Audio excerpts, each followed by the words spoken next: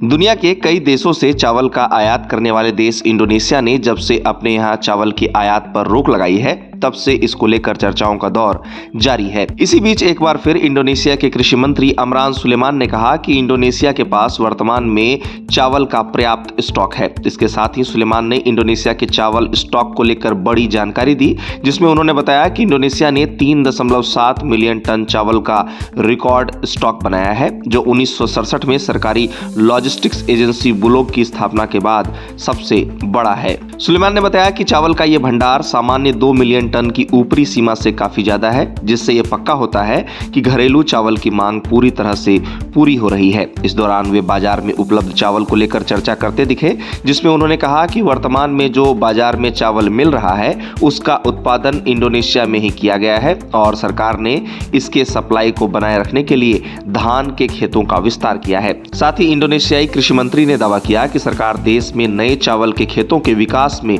मदद कर रही है, जिसमें हैंड ट्रैक्टर जैसे खेती के उपकरण देना और समुदायों को दोबारा बांटने से पहले फसल को रखने के लिए स्टोरेज गोदाम बनाना जैसी कोशिशें शामिल है। आपको बता दें कि उन्होंने ये भी कहा कि सरकार ने खाद्य उत्पादन को मजबूत करने के लिए खासकर पूर्वी इंडोनेशिया में काफी फंडिंग दी है। सुलेमान ने इस दौरान ये भी बताया कि इंडोनेशियाई कृषि मंत्रालय स्थानीय उत्पादन को बढ़ाने के लिए चावल के खेतों के विस्तार में तेजी लाने में पापुआ प्रांतीय सरकार का समर्थन करने के लिए तैयार है।